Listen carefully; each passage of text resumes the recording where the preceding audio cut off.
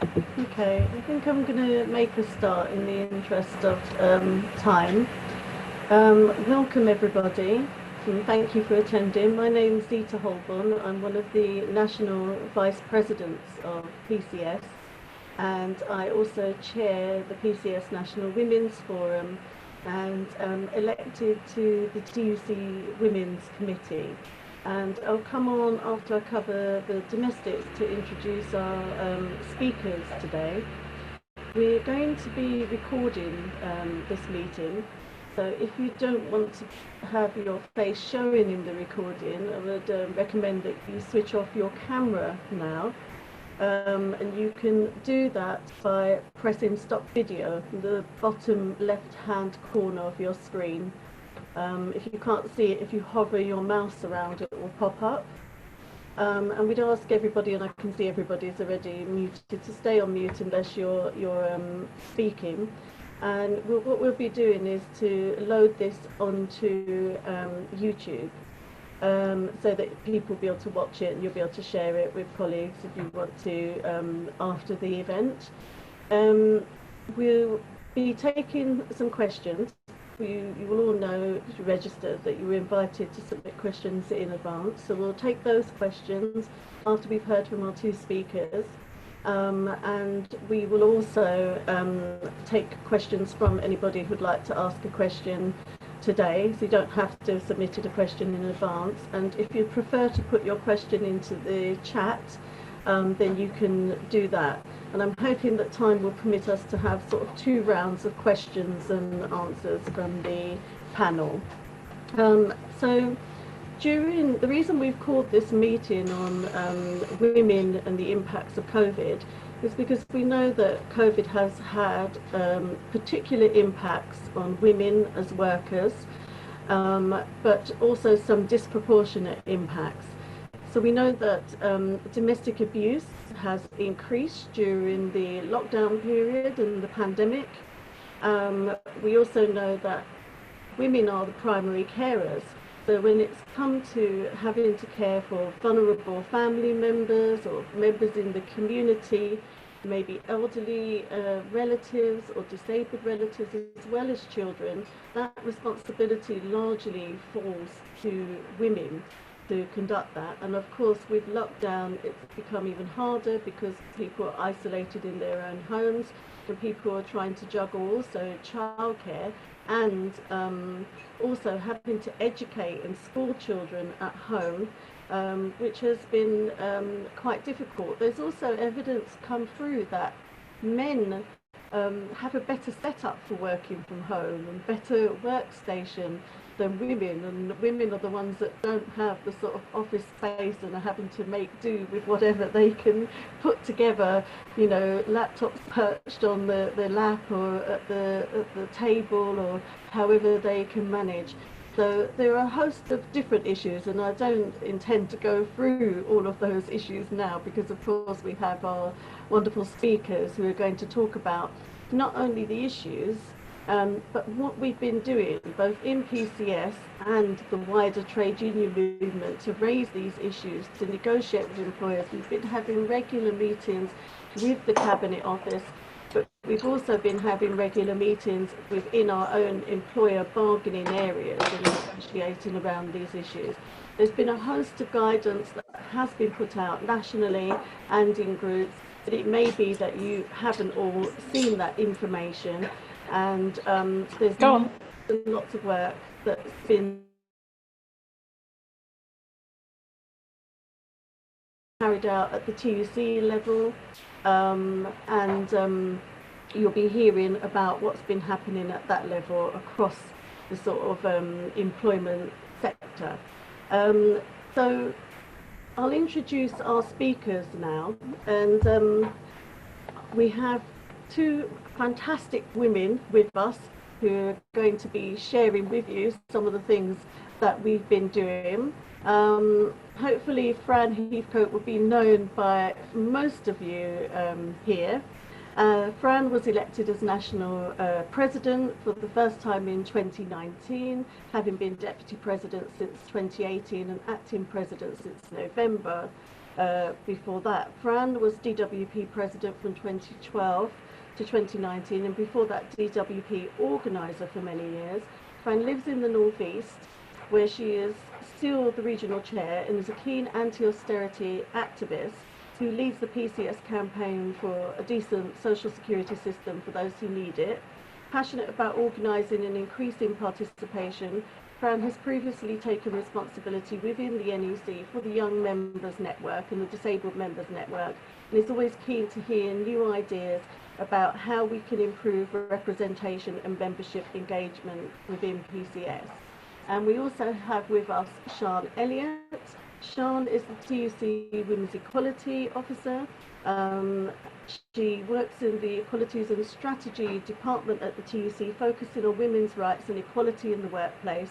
Sian works on policy issues such as sexual harassment, representation of women in unions, occupational segregation, women in the labour market, equal pay, sex discrimination, and maternity rights.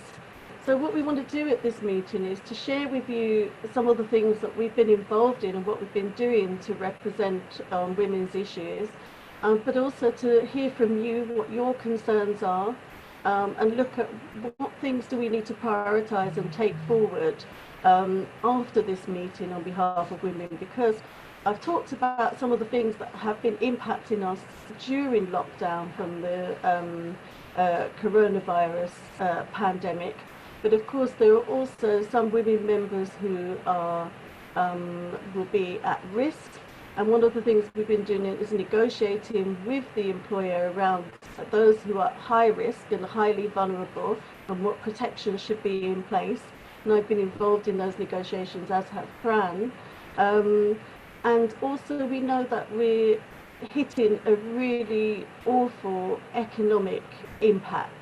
And we've already been through over 10 years of austerity, and we know going forward that whenever there is an economic crisis and there are cuts, that it is those from equality groups who are adversely and disproportionately impacted, and that will include women.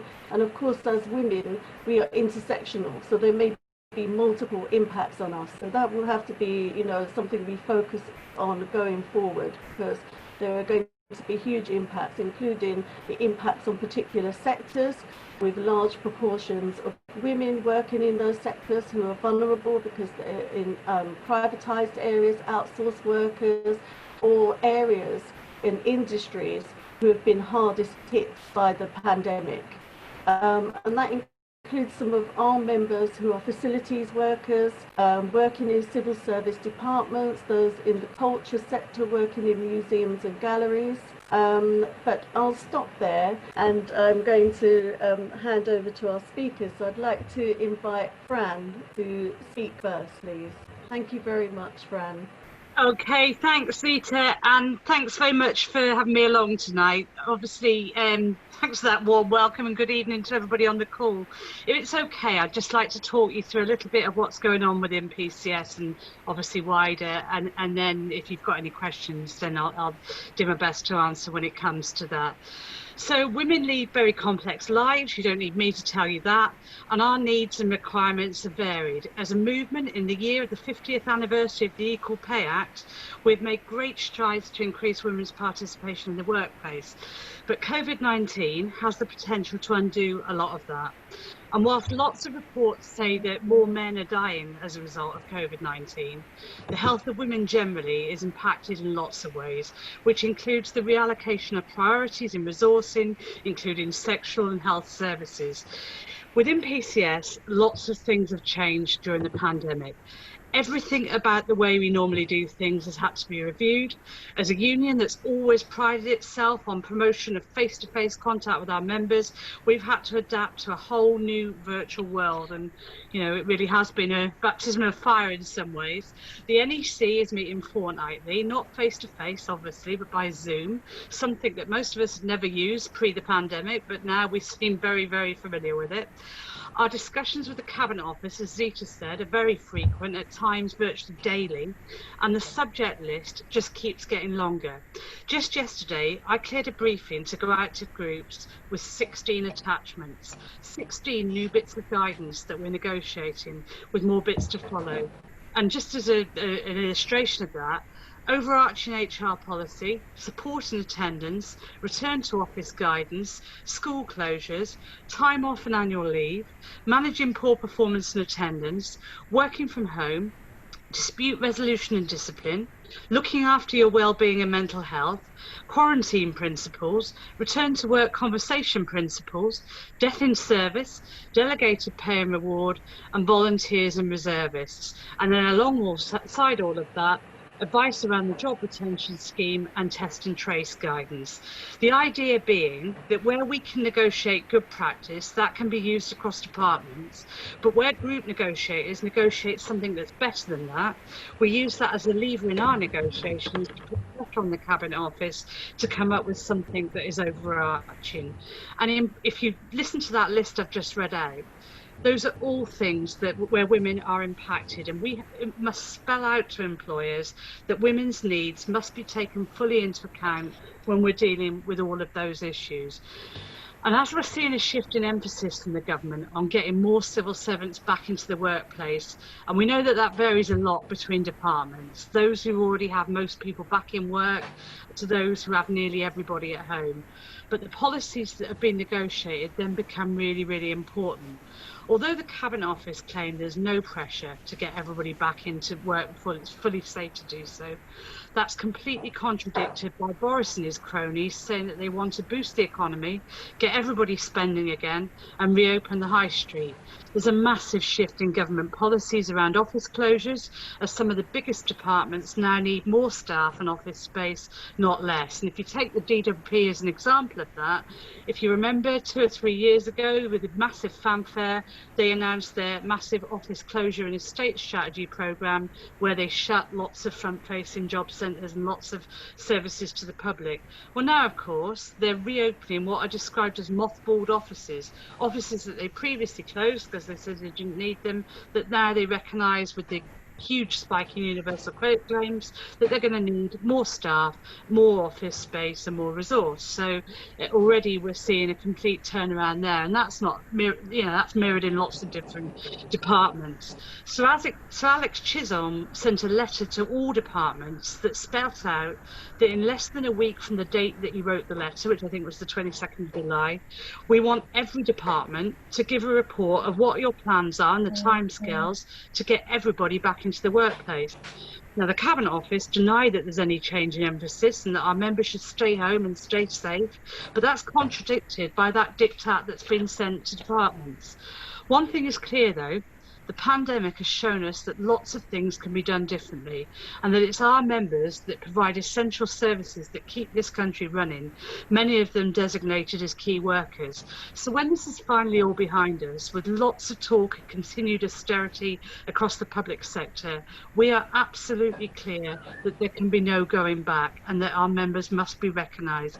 It's not enough to thank everybody with their warm words, to bang pots and pans on a Thursday night in recognition of key workers, but not to recognise us in our pay packet, which is why we've launched our campaign for a decent pay rise above the rate of inflation. So if you take one thing away from this evening, we would urge you, if you haven't done already, to sign the petition, but more than that, to encourage friends, family and colleagues, people that you speak to sign the petition as well. They don't need to be PCS members. They do need to believe that we need proper investment in the public sector, and we need our members recognised in their pay packet. So we would urge you to encourage everybody to sign that petition.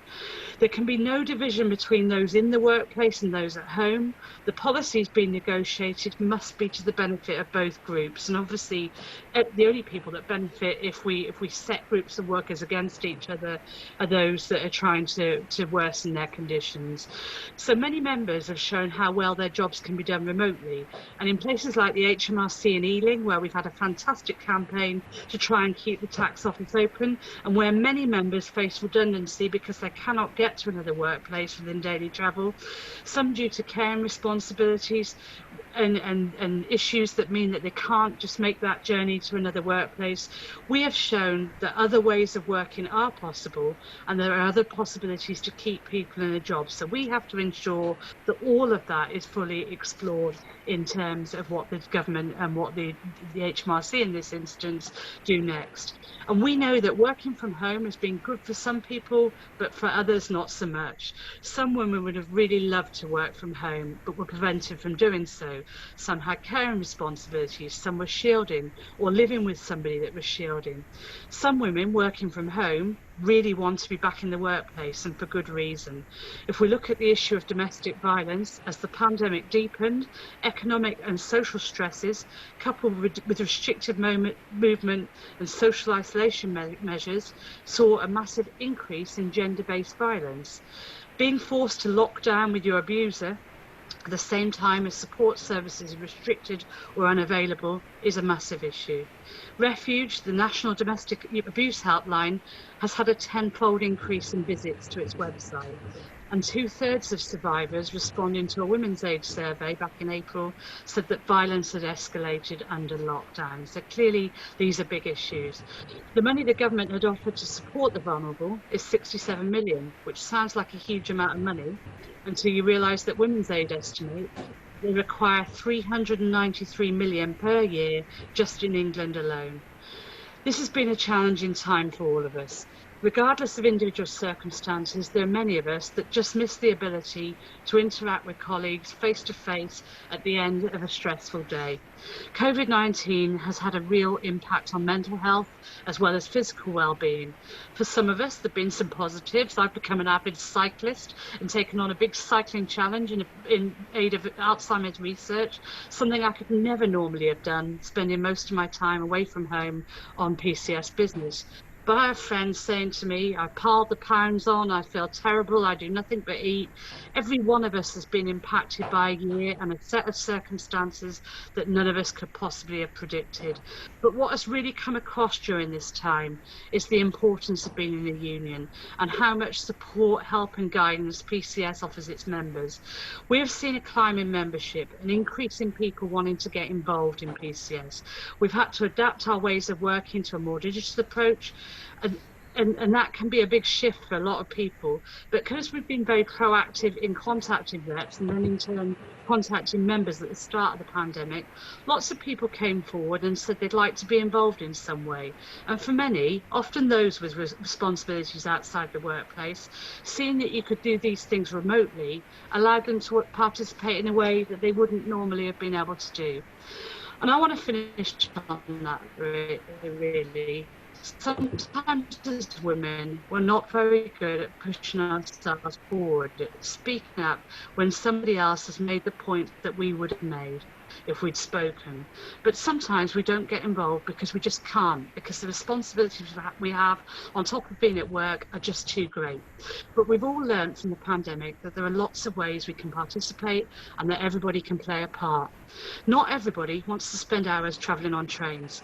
Not everybody wants to devote their life to socialism.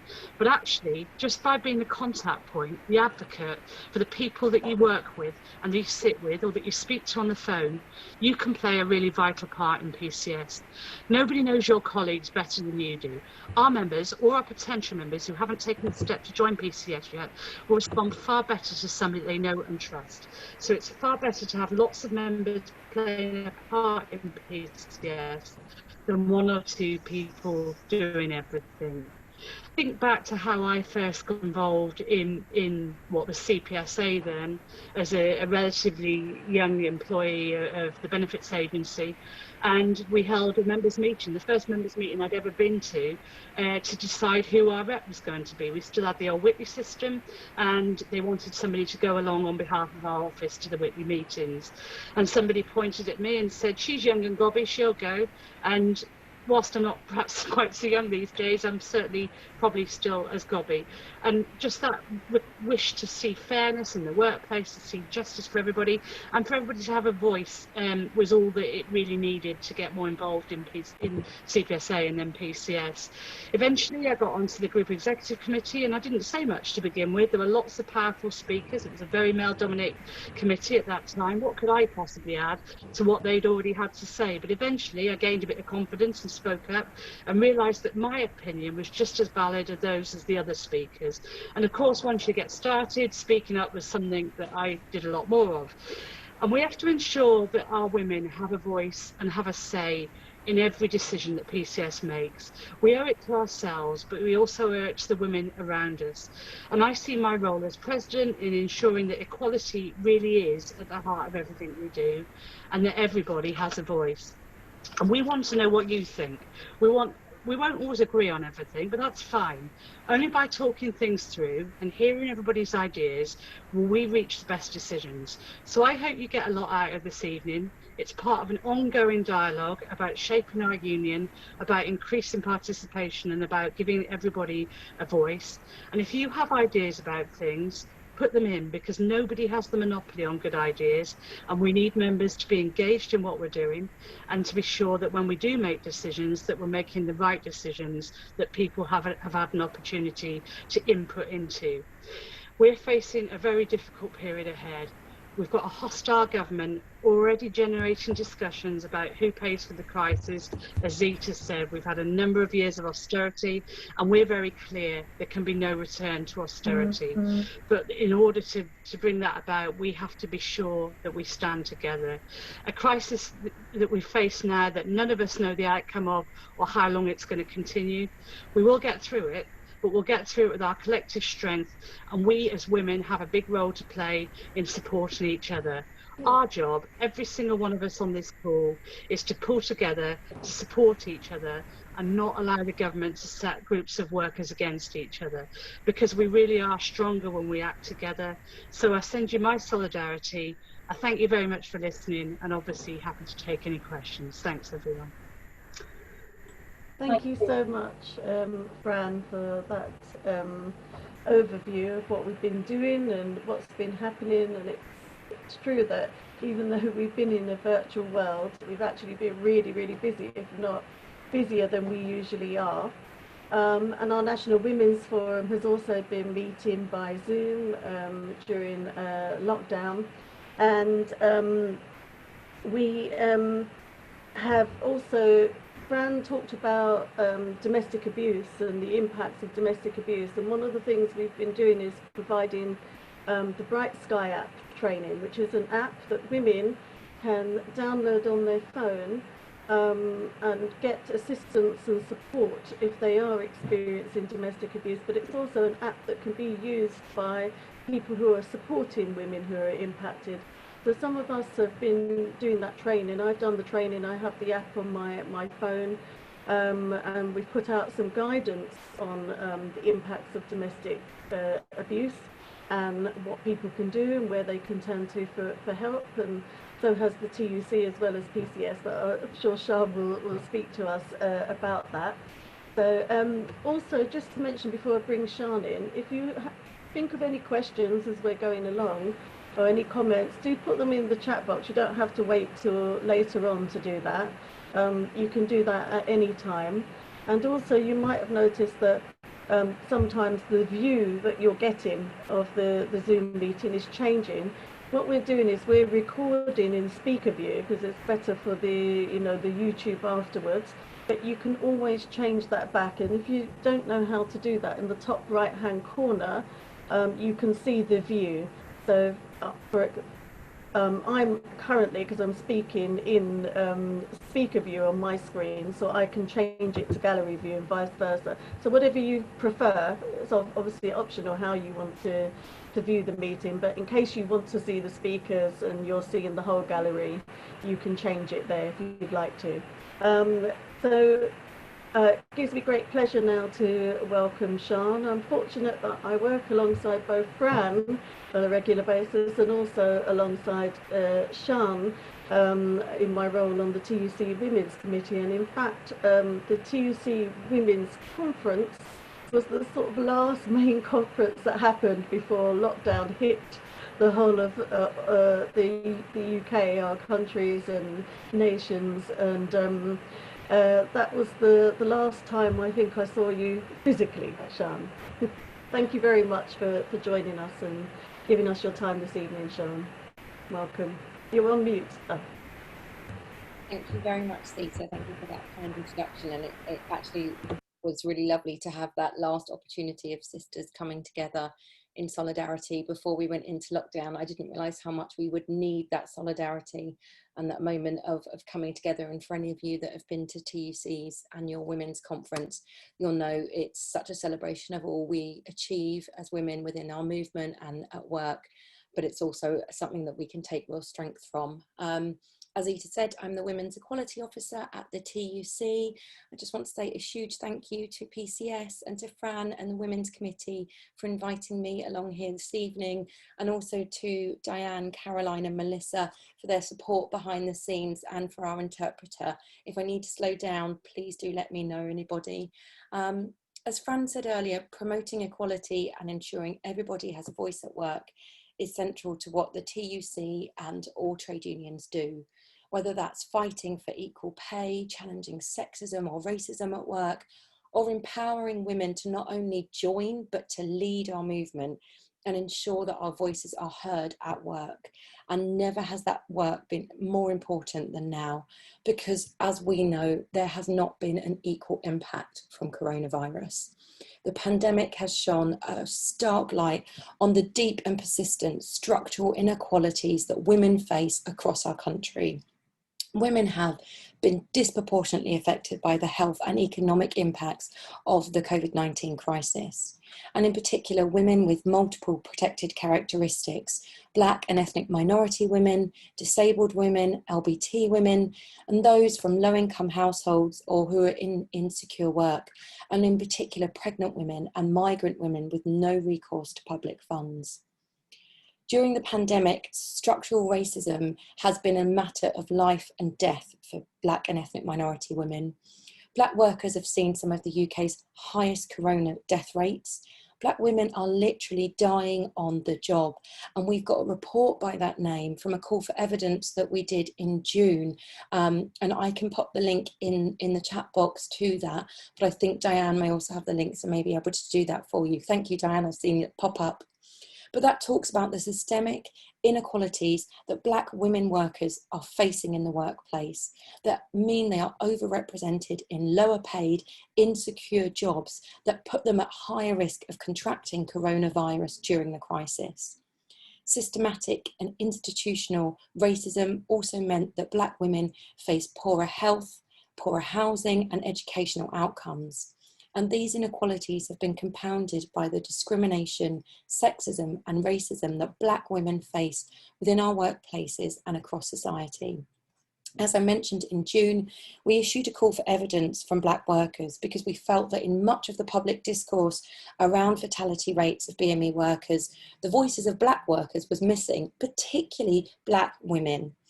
And Black women in that call for evidence told us that they have been singled out for higher risk work, denied access to PPE, to personal protective equipment, to appropriate risk assessments, that they've been unfairly selected for redundancy and furlough, and faced hostility from their managers when they've raised concerns. And the situation was particularly stark for Black female agency workers and those without permanent contracts, who have been exploited through threats to cancel work or reduce hours. And that's been used as a tool by employer to silence them, but also to force them into higher risk situations. And I wanted to share the story of one nurse that told us that she's always allocated to work with the patients who have contracted or suspected of having coronavirus. And she said that was something that didn't happen to her white colleagues. When she asked if staff could be rotated so that no one person was always looking after coronavirus patients, her manager exploited her insecure status as an agency worker, threatening to inform her agency and stop booking her for work. She was then faced with a stark choice about being able to earn an income and continuing to be placed at increased risk that presented a threat to her life. And this nurse told us that she felt this experience typified the racism, sexism and injustice that she had faced on a daily basis in her workplace throughout her career.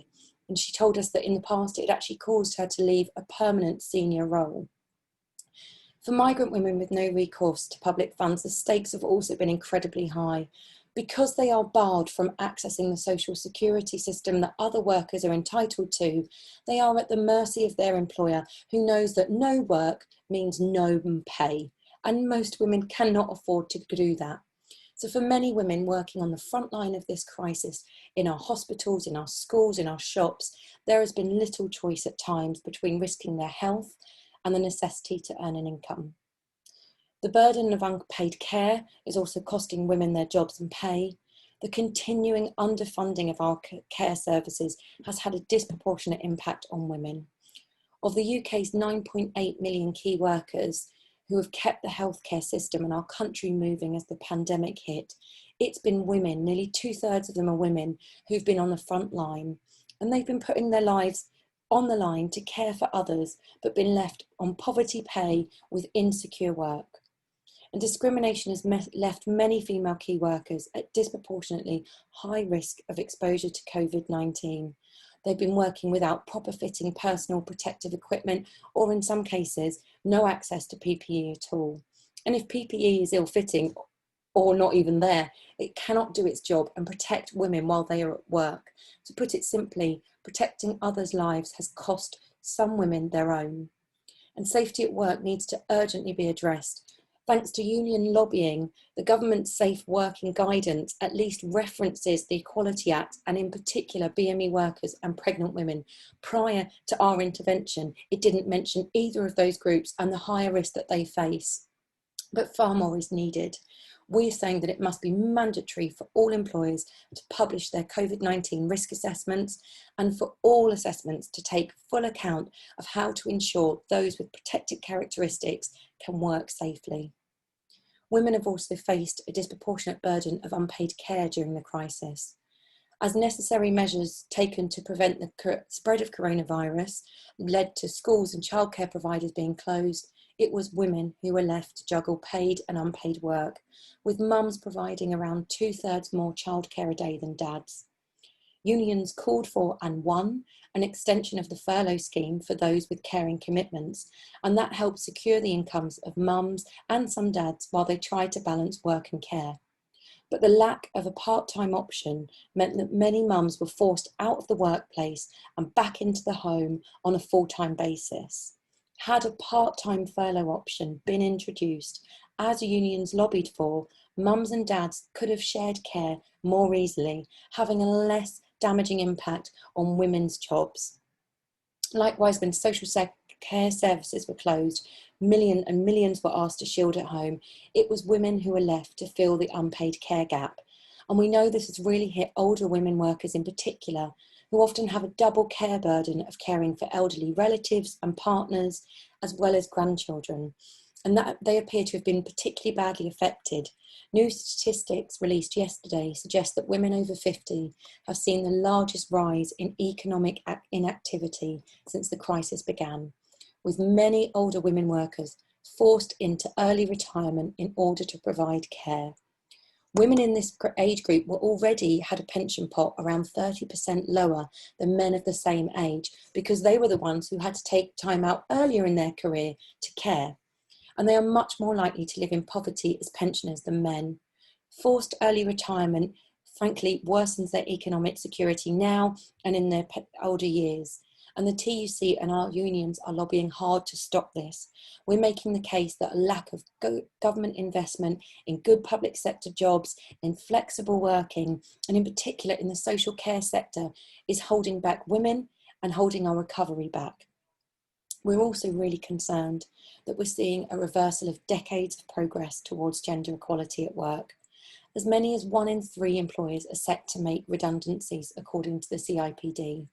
And the TUC are really concerned that some groups of women are at even higher risk of redundancy. We know that disabled women, LBT women, BME women and pregnant workers all face higher rates of discrimination in terms of redundancy decisions. 54,000 women a year are forced out of work due to pregnancy and maternity discrimination, and that was based on statistics during a stable economy. We're concerned that with a worsening economy, as employers seek to cut corners and cut costs, pregnant women are going to be losing their jobs. We did a survey in June with over 3,400 new and expectant mums about their experiences at work during the COVID crisis. And 1 in 4 pregnant women told us that they had been unfairly treated or discriminated against at work since the crisis began. This included being singled out for furloughing, being singled out for redundancy, or simply being denied hours if they were 0 hours contract workers. We also found widespread flouting of the law by employers that our unions have been working hard to challenge. Nearly half of the pregnant women that we spoke to had not had a risk assessment carried out since the crisis began. And of those that had, 46% said their employer had not taken the necessary steps to remove or reduce the risks identified in that risk assessment, or to adjust their working conditions, or to suspend them, as is their right under health and safety law. Quite frankly, employers are breaking the law. We found that employers instead were wrongly forcing pregnant women to take sick leave, unpaid leave, annual leave, or to start their maternity leave early. And this is an issue that disproportionately affects women on low pay. They were nearly twice as likely to say they had been forced out of their job as pregnant women on medium to high incomes. And the situation looked particularly precarious for pregnant women in insecure forms of work on things like 0 hours contracts or agency contracts, who miss out on many of the basic rights and protections that securely employed pregnant workers get, such as the right to sick pay, the right to time off for emergencies, and protection from unfair dismissal, protections that are vital during a crisis like this. And this gaping hole in employment protection has created an impossible choice for pregnant women during the crisis. Do they continue with work with the health risks presented to themselves and their unborn baby? Or do they stop work but lose all of their income? For many low-paid women, going without income is simply not an option, so they have to take the risks. Existing inequalities have also been compounded for disabled women. Even before the COVID-19 crisis, benefit cuts and austerity were hitting disabled women the hardest. Changes to the welfare system over the past 10 years has left disabled adults 4 times worse off financially than non-disabled adults. And as the economic fallout of the pandemic hits, disabled women look set to face some of the highest rates of unemployment, with many being unlawfully targeted for redundancy or to have their working conditions changed that mean they are no longer able to work.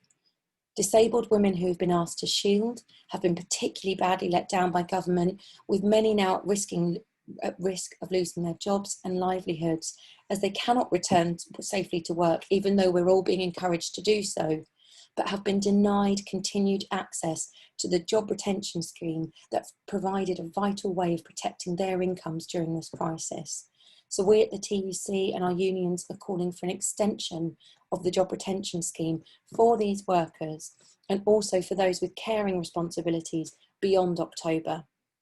LBT women have also told us that they're facing increased hostility and isolation. Often they've been isolated from support networks and specialist services. Some LBT women have told us that they've endured lockdown periods with hostile and discriminatory family members, as they've had nowhere else to go. And LBT workers have also reported experiencing high levels of hostility and abuse when they've been working on the front line during the pandemic. Women and LBT workers have also faced increased risks of domestic abuse over the lockdown period. And as Fran was saying earlier, domestic abuse has soared since the crisis started. For many women, the workplace became the home and the home became the workplace. They were suddenly isolated at home in order to contain the spread of the virus, cut off from their family, from their friends, from colleagues, from the benefit of leaving a home where they're at risk of domestic abuse and going to the sanctuary of a workplace where they can actually have some respite. And they've been instead isolated with their abuser. The UN have said that on a global scale, domestic abuse has increased by at least 20%. And in the UK, the National Domestic Abuse Helpline reported a 47% increase in calls and a 150% increase in visits to their websites. And that difference tells you that women aren't able to get through to them, pick up the phone and talk to people because they're isolating in a home with an abuser where it isn't safe to talk out loud to support services. And that's where many of our reps have led the way, by talking through other means, by recommending the Bright Sky app that Zita mentioned that's absolutely brilliant. It disguises itself on the phone as something innocuous so that if a perpetrator takes a woman's phone, they don't know what it is. But also we've heard about reps checking in with their members in very coded, subtle language through WhatsApp and through emails, because that's a legitimate way that women who are experiencing domestic abuse, coercive control, can still be making contact with the outside world. Reps have also led the way in the workplace, negotiating with employers who are suddenly waking up that this is not only a trade union issue, this isn't a private issue, domestic abuse is a workplace issue. And they've been demanding that employers introduce domestic abuse policies, stating what they're going to do to support employees, and also to create workplace practices and cultures that are inclusive and let those at risk of or experiencing domestic abuse know that it's safe for them to disclose this to their employer, to their line manager, or to their workplace rep. In response to the needs of reps, as Zita mentioned, we at the TUC produced a free online tool designed to help reps spot signs of domestic abuse, to support members, and to help stop it from happening. We worked with Women's Aid and the End Violence Against Women and Girls Coalition on that, and it's free to access for reps, for line managers, for anybody who's interested. And I think Diane has already posted the link. Thank you, Diane.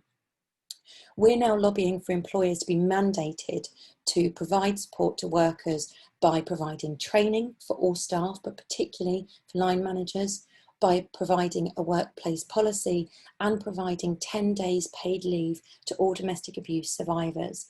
And we're working with our unions to lobby for changes to the domestic abuse bill to make that a reality. So to finish, as Fran said, this crisis has shown how vital unions are for women workers. The pandemic has laid bare the scale of the structural inequality that we face, and the case for change is stronger than ever.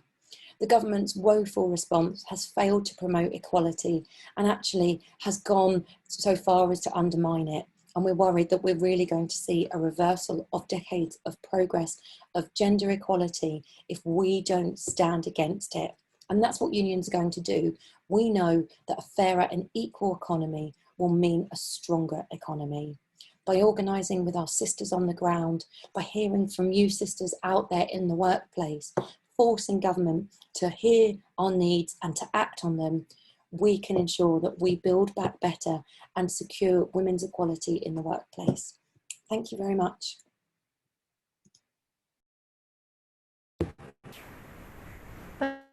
Thank you so much, Sian, for that overview, and it just shows the vast range of issues that we're facing as women and will continue to face, and the work that we've been doing across the trade union movement, both in PCS and more widely across every union and at TUC level, to raise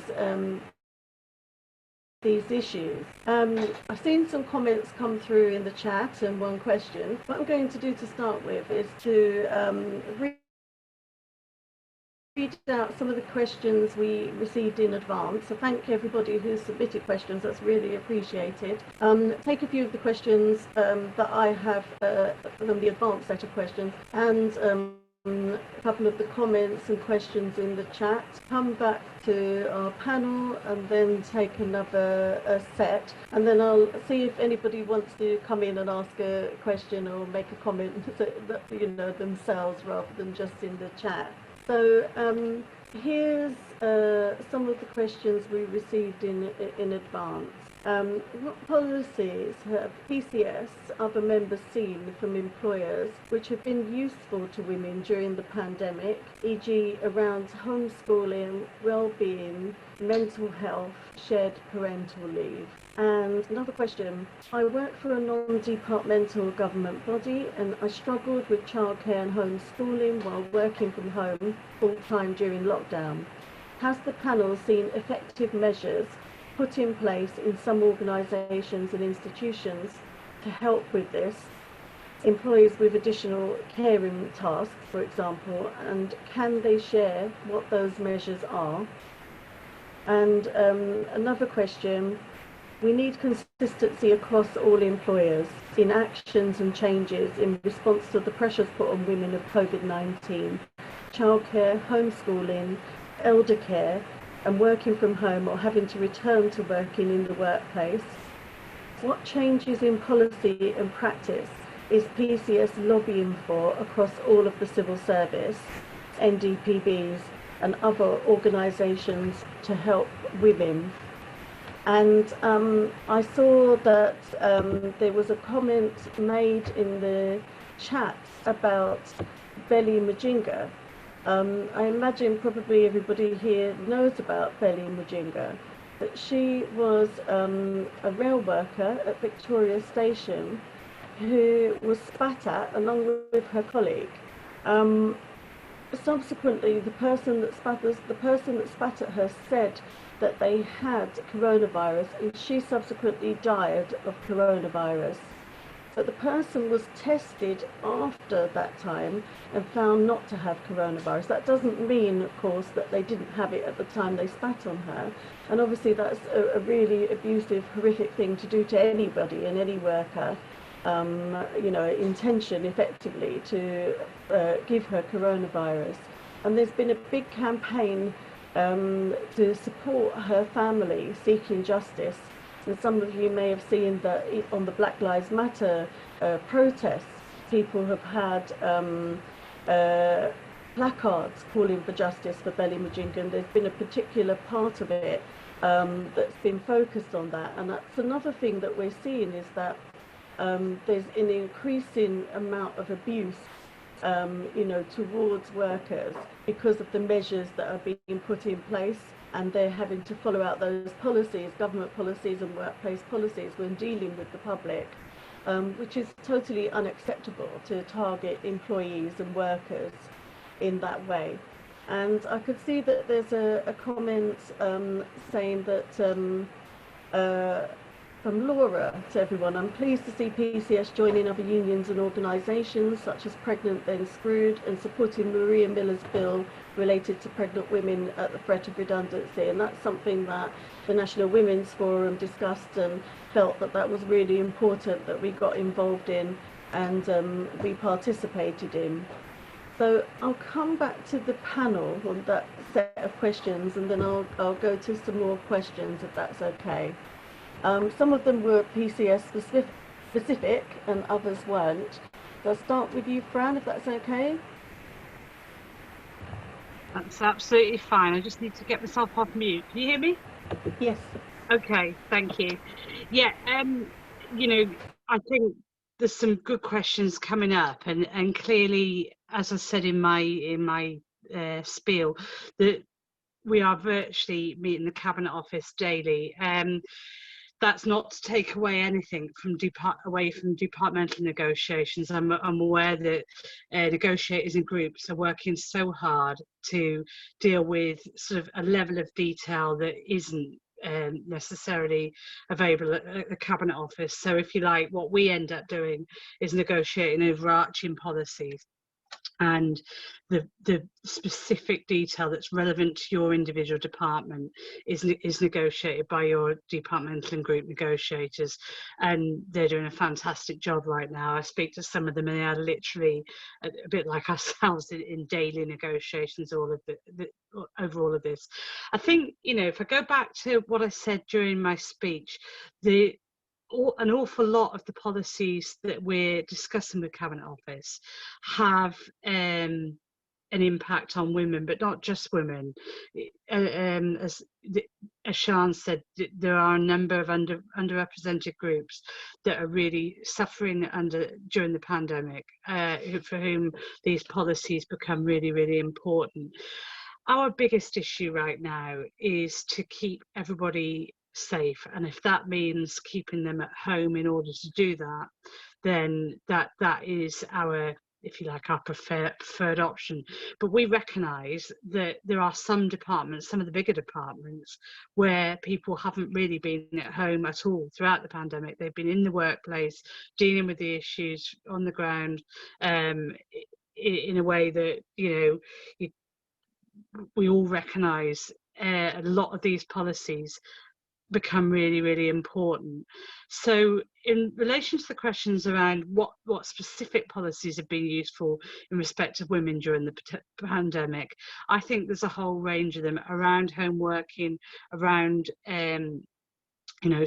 school and issues around schools, but also just generally care and responsibilities, because whilst women aren't the only carers, predominantly it's women who take the care and responsibilities, and an awful lot of what we discuss is making sure that the policies that the departments discuss are working for women. So I think if you're concerned about a specific policy that doesn't that isn't being applied properly in your department, or something that's causing you a concern in respect to the way women are being treated in your department, you do need to flag that up. I mean, initially in the first instance via your departmental group, but if that doesn't work, you can always get in touch with us nationally to make sure that we're picking up on all of that.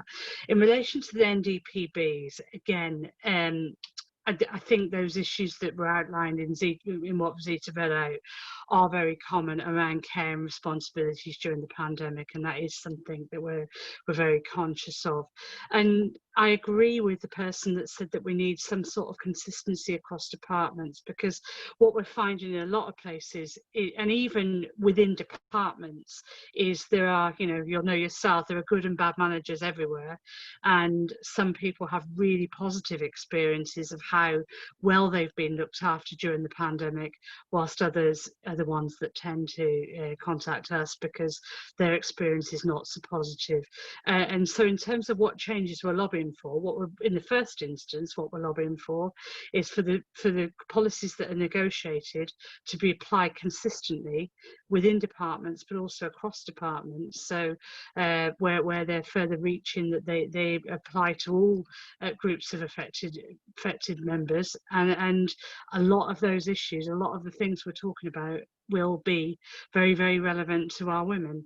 As I say, I can't really go into specifics, but if you have a concern about any particular policy that you feel isn't being applied consistently or properly in your department, flag it up with us, and we will do our best, if we can't resolve it directly, to put you in touch with somebody at departmental level who can, because our primary aim through all of this is to keep everybody safe. Now, clearly, our preference is to do that from keeping people at home, unless it's safe to go back to work, and unless somebody has expressed a preference for being back in the workplace, and that does happen. We do have people that have said that they really want to be back in the workplace, and our job is to make sure that the policies that are negotiated are applied properly. So I hope, Zita, that's covered a few of the questions, but obviously happy to elaborate if necessary.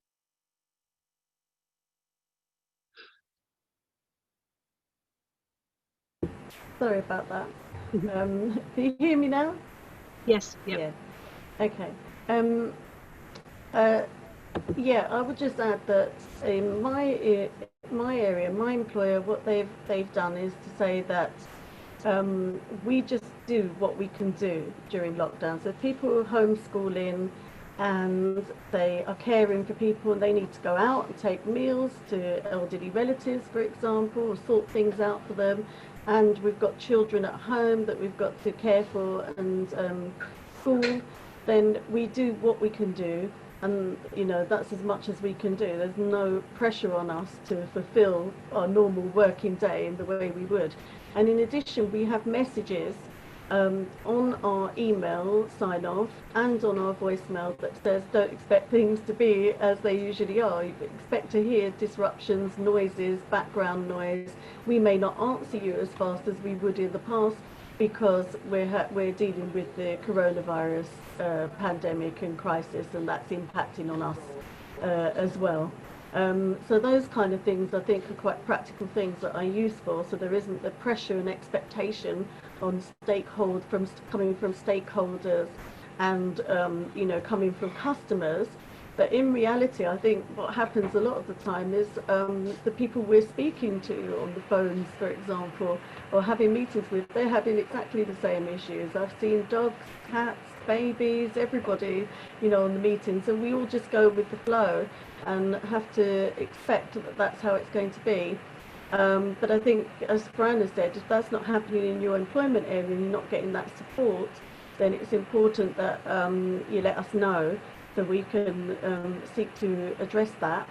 And what groups are doing is there's a section on the PCS website for each group or employment area, and all the briefings that are going out to members, which hopefully you'll be receiving by email, are also going on there in most cases, in most groups.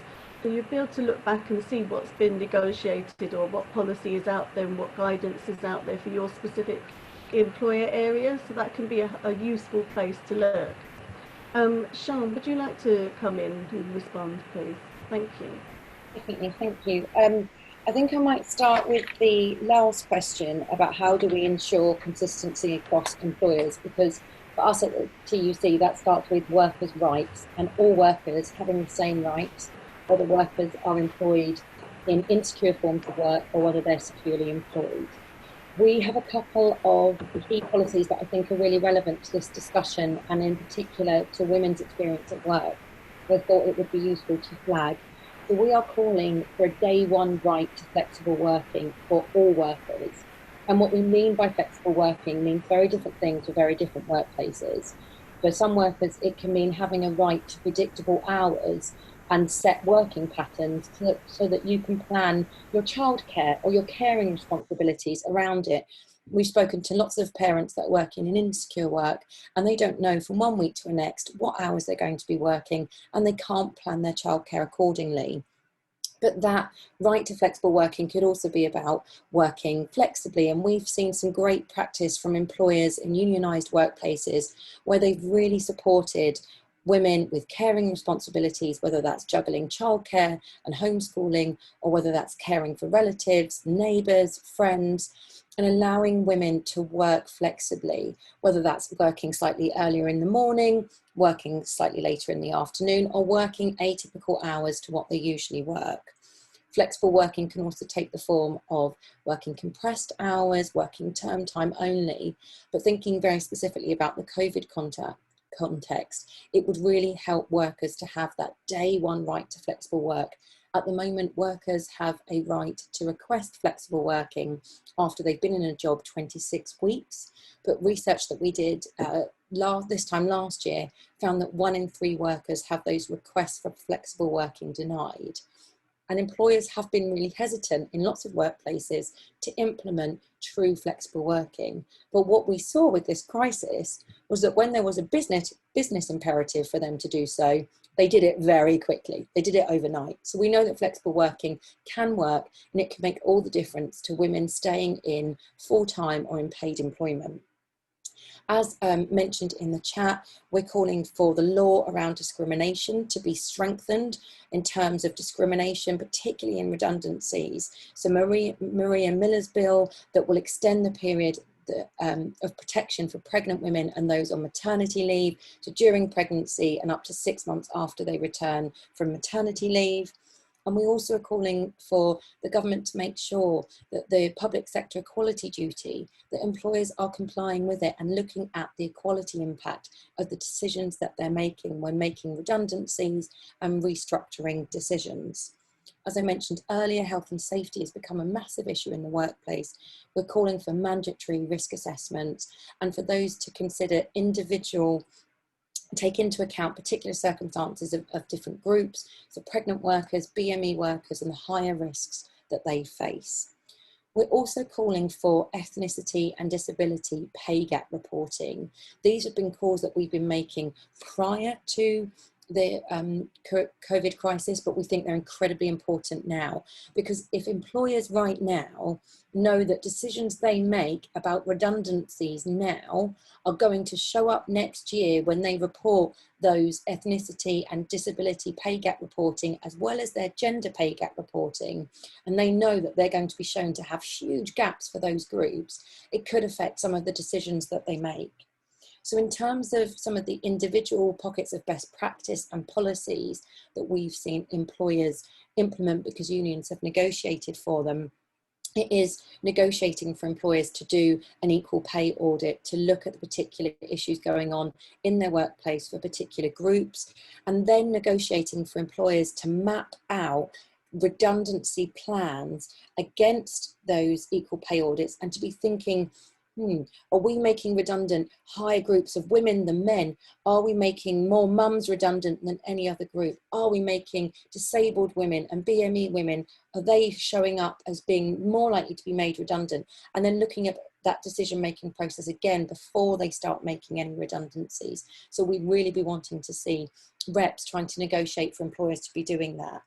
We also want to see employers offering paid leave for carers and for parents. We've been calling for that on a national level, and the government have just consulted on a period of unpaid leave for carers. We think that absolutely needs to be paid, because we know that those most at risk are those on low pay who won't be able to afford to take unpaid leave.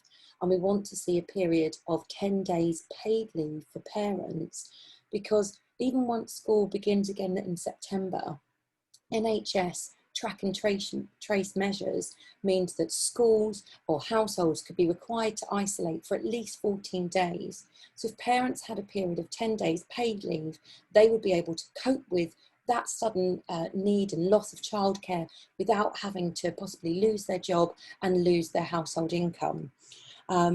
I also would implore everybody who's a rep in their workplace to look at their flexible working policy. Is it effective? Has it adapted to this new context? What do members think in their workplace? And is there a means by which you can negotiate with your employer to change that policy, to make sure that it's working for this context, but also working going forward? If there's been increase in flexibility during this context, let's make sure that's embedded now so that women can continue to work flexibly, balance the many different needs and caring responsibilities that they have, and continue to progress and achieve gender equality in the workplace. I think, I've got one more, Zita, if I've got time. Just on a national level, 70% of women, 70% of those that miss out on statutory sick pay are women. And we know that at the start of the crisis, it took you had to have 4 days of consecutive leave in order to be eligible for statutory sick pay. Unions got the government to budge on that, and it became a day one right. Now we need to get the government to scrap the eligibility threshold, because that absolutely penalises women in low paid work. As I said, 70% of the 2 million workers that miss out on statutory sick pay are women. So on a national level, we're lobbying for the government to scrap that eligibility criteria.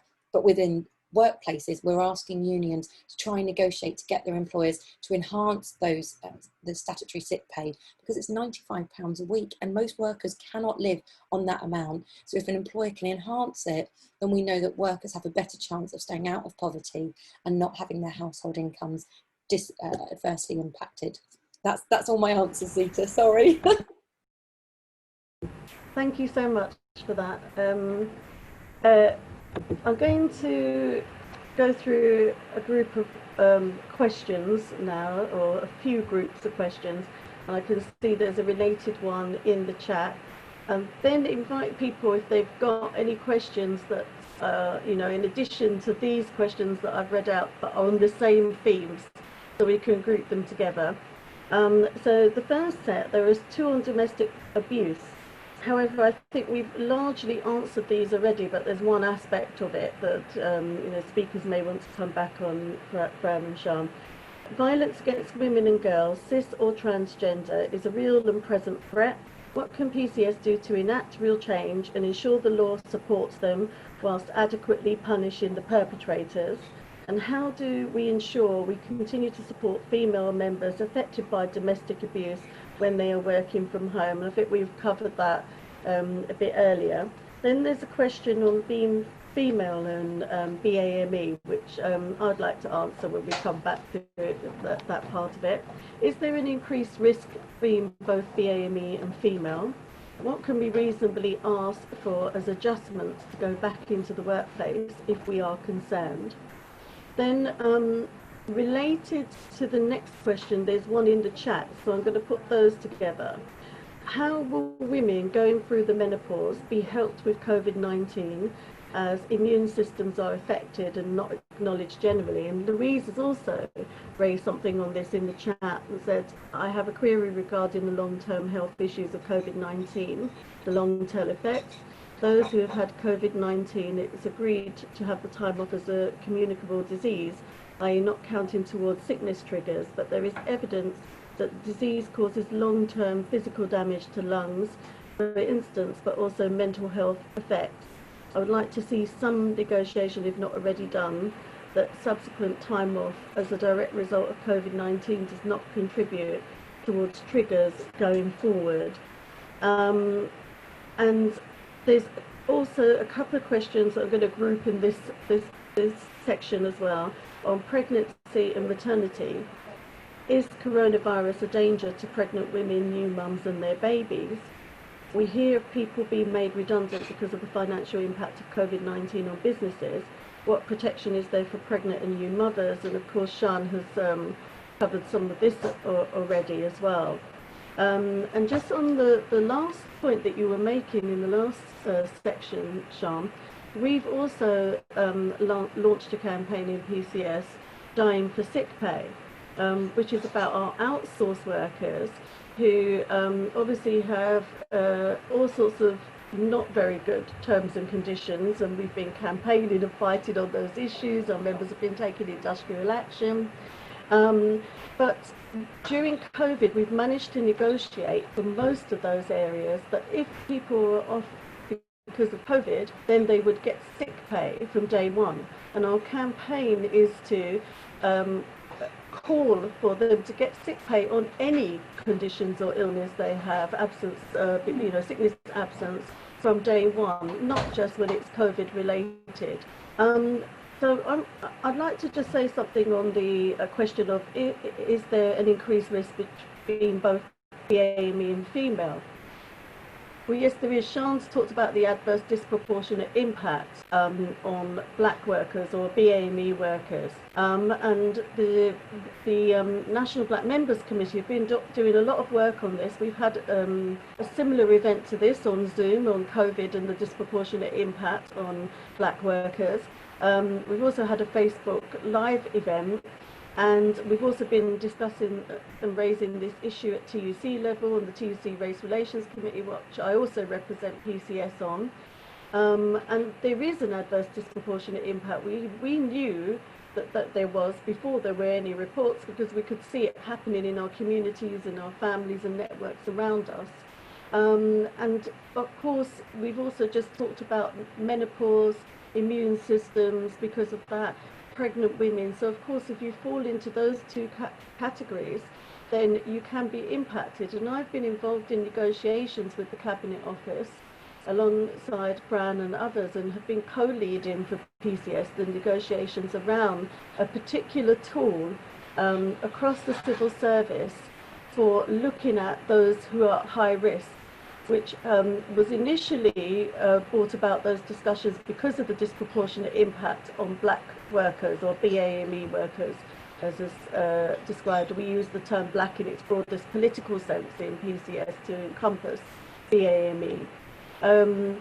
So we've been negotiating with the Cabinet Office around this tool, and in DWP they have negotiated a tool on this, but not just for black workers, but also anybody who's at high risk. So that could include disabled workers, it could include women and other people in high risk categories. So I'll hand back now to Sian and Fran And I'll do it the other way round. I'll ask Sian first and then Fran. Oh, sorry, I think I unmuted and muted. Okay, so to take some of those, I think I talked a bit about domestic abuse earlier. So I think the key things I would add are around, when I mentioned earlier that workplaces should have a domestic abuse policy, and I can share some of the work, the briefing that I've prepared on this for MPs around tabling an amendment. One of the things we make very clear in that is that not only should that workplace policy be directed at those who might be at risk of experiencing or who are experiencing domestic abuse, but it should also be directed at those who are at risk of perpetrating domestic abuse. And by that, I mean signposting them to support services to help them stop perpetrating domestic abuse. And we direct in our TUC tool that I mentioned earlier, we direct potential perpetrators to the Respect helpline, which is a charity for men who may perpetrate domestic abuse, to receive support to stop them, somebody that they can talk to. So I think in terms of the question around what can we do for perpetrators, I think it would be very clear that that workplace policy has to target them as well as to target those who are at risk of experiencing it. And trade unions and reps, of course, can themselves do some of that. I was at an event on Friday where I was talking about an idea that has come to me very recently, so it's still in its early stages, but I'll be taking it to the TUC Women's Committee, but which is about the idea of workplace champions on domestic abuse.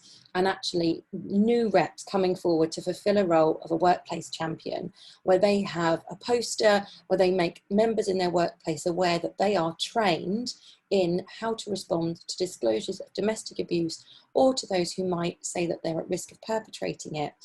And so I think it's something that we within the trade union movement can also take action on and raise awareness on, as well as lobbying and negotiating for employers to have specific workplace policies and practices in place. But I think that's a way that we're looking at about how we could support female members so that they know that there's somebody trusted within their union that they can turn to in their workplace, who will provide a non-judgmental ear and who won't be there to push them into taking any action they don't want to take, but will be there just to listen, to provide compassion, to provide no judgment, but a safe place that might then signpost them on to specialist support services.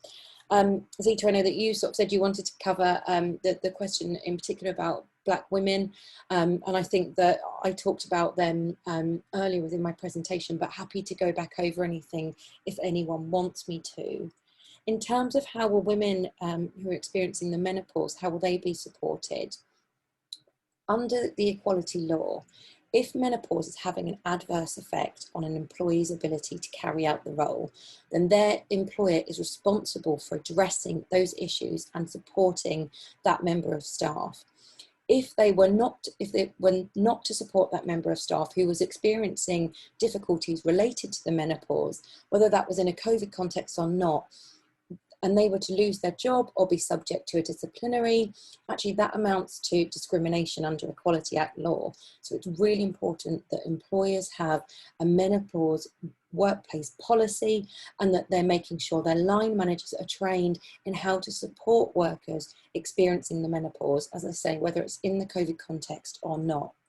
In terms of pregnancy and maternity, again, under equality law, pregnant women and those on maternity leave have protections. So an employer must check that the redundancy is genuine and necessary. They must ensure they consult with that pregnant woman or the new mum on maternity leave, keep them in touch. They must use redundancy selection criteria that is transparent and does not discriminate. And they must consider alternative work. And pregnant women and those mums on maternity leave actually have a right to first refusal. If they are made redundant, they have the right to be offered the first available, most suitable job. And so, yeah, lots of protections there, but the Maria Miller bill will extend that remit and strengthen that protection to 6 months after a mum returns from maternity leave, which at current, the protection you have only covers you until the end of your maternity leave. Is it dangerous? Is COVID-19 dangerous for pregnant women? The advice on this is still unclear. The evidence and research is constantly emerging all of the time. But what we know in terms of Health and Safety Regulations Act 1999 is that pregnant women, if there is a greater risk to them going out to work than them remaining home, then they have a right under the Health and Safety Regulations to be suspended on full pay based on their usual earnings. And it is our position that at the moment, with the research so unclear about what the impact on pregnant women and their unborn babies is, that women have that right to be suspended on full pay. And many of our unions have been winning that across workplaces for pregnant women. And if women are experiencing difficulties, having that right to be suspended on full pay, if their employer won't temporarily adjust their workplace conditions, remove the risk or allow them to work from home, then we'd really like encourage women to share that with their unions and for us to hear that too, because we need to collect these case studies of where employers are flouting the law, just like we did in our pregnant and precarious research. Thank you very much, Sian. I've realised before I bring Fran in, I did say if anybody had any related questions they'd like to ask them, so apologies. I know there's been some questions in the chat. Did anybody want to ask a question out loud? You could just wave, or you can use the indicators. No, can't see anybody. Okay. Fran, did you want to come back on that set of questions? Yes, if that's okay. I mean, I won't take up much time because, to be honest, Sian, I find it fascinating listening to what you've just outlined, and I think with these calls, you always end up learning something, don't you? And I think some of the information you've just given is really, really valuable. And I echo the people that are saying in the chat, can we get an email out that shares all the links to the various campaigns and things that have been talked about here, because there's some really important stuff that's been discussed. In relation to specifics, I mean, I don't think there's a huge amount I can add to what Sian said, but it is probably worth just covering PCS's position. In respect to domestic violence and domestic abuse, I think our position, we're very lucky, I think, in PCS to have a really effective equality team, and you know, I'd echo Sian's thanks to the people that have run this tonight. And we should make sure the best way to, in my view, to address some of this is education, getting information out there, making sure that information is ready available. So if you've got issues or concerns about any of the things that have been discussed tonight, do drop us an email, either myself or the Equality Department, and we will seek to pick up on all of this. You know, so I mean, the question around domestic abuse, but in particular affecting cis and transgender members, again, often it's a question of education. It's a question of making sure the information is out there and making sure that people feel confident to ask what they don't know, because you know, sometimes people feel a little bit put off raising some of these concerns because they're not familiar with the issues. And I think we have a job in terms of education, in terms of sharing good practice, and in terms of where departments are able to negotiate good policies around domestic violence, that we share and publicise those. I think the points around pregnancy and around menopause, hopefully Sian has answered. I want to say a little bit about our Dying for Sick Pay campaign, because as Zita said, it's really significant that the CS in PCS is the commercial sector, those people that would have been civil servants but have had their work outsourced or privatised over the years. And often these are people cleaning our offices, they're people doing the mail opening. Some of our lowest paid members often women, often with care and responsibilities, and often with the poorest terms and conditions and policies to protect them. They're the people that have been asked to come in throughout the pandemic and clean offices without any guarantees around safety. And so the work that we've been doing to try and make sure, A, that the 5 tests are implemented in terms of return to the workplace, but B, in the case of our outsourced workers, that where we've made temporary gains during the pandemic for them in relation to sick pay and other terms and conditions issues, that we're able to extend those. And clearly some of these companies bid for the contracts on the lowest possible terms and conditions, and they don't have a lot of protection. And what we're seeking to do is get them firstly into the union, but then to negotiate to try and get recognition with some of these companies and to make sure that we are pursuing the issues around sick pay to make that a permanent change for the good. And I just really want to finish, Zita, on the BAME risk assessment that was negotiated in the DWP, because obviously that's fantastic and it's something that we should be able to use to put in terms of leverage on other government departments around all of that.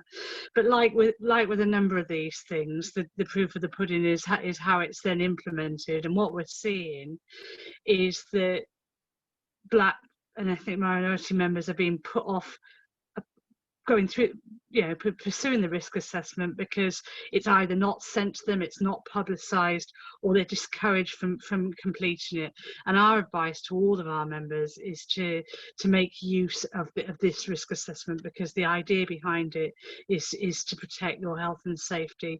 And clearly health and safety is a massive issue throughout the pandemic. We've got lots and lots of new reps trained in health and safety, people that are interested in getting more involved, but we need, where policies have been negotiated, such as the one that's been negotiated in the DWP, we need to make sure that it's pursued, that our reps are publicising it, and that our members are utilising it to ensure that the protections that it gives are used, and they can only be used when when people take up the offer of the risk assessment that's been negotiated. So we recognise that there have been some local managers that have been less than encouraging in terms of completion of that risk assessment, but we think it's really essential that people make use of it, and then we can obviously extend the protections across other parts of the union. So thanks very much, Zita, and I hope that that's covered.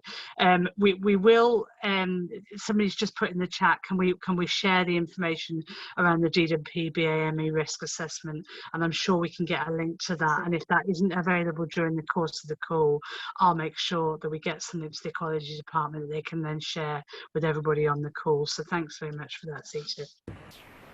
Thank you very much for those responses. We are fast running out of time, and got little time to come back with another set of questions. But what I'd like to do, there's been quite a lot of useful comments and questions saying that it would be good to have case studies. The policy documents are great, but we need case studies. I was about to answer the question of the DWP risk assessment. But you've answered that, Fran. And we were due to have another meeting on this with the Cabinet Office this week, but they've just come back to us to say they have to postpone because of availability, which is really disappointing. And we've expressed to them that this is such an important issue, that it is disappointing that they're saying now that they won't be able to come back to it until September, because it's an urgent issue. So we've asked them to set out everything in writing to us of where they are so far, thus far. But that it come through in advance. So I'm just going to read 3 questions for health and safety. I might be able to give you 1 minute each, whether you can do justice to them, but one is a broader question about going forward, and then we'll have to sum up. But what we'll do is, if there's anything else that's come through the chat or that we haven't answered from the advanced questions, which is these final 3, we'll aim to respond and put something out after the event. So the next 2 are on health and safety. What protection is being offered members working from home in terms of health and safety, e.g. PAT testing electrical equipment what happens if someone falls at home? Are they covered by employer's liability and personal injury or own home insurance? And the final question, which takes us forward really, is how can more women get involved to address issues being faced in the workplace?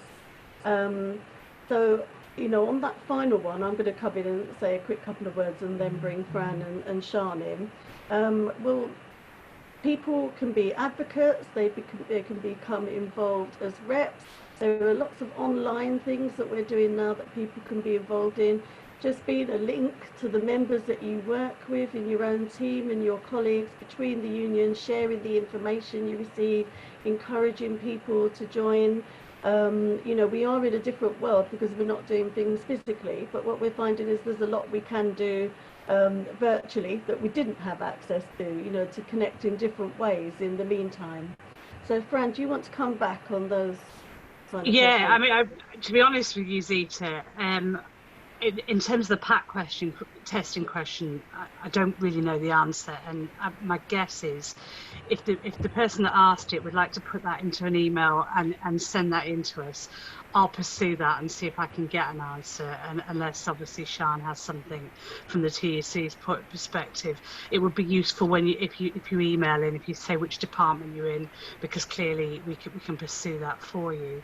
In terms of the falls at home and whether or not people are covered by insurance, that's very much an issue I would suggest for departments, but again, it would be helpful, I think, to know if you could put some detail into your email in terms of what that is and send it to me. I will pursue an answer for you.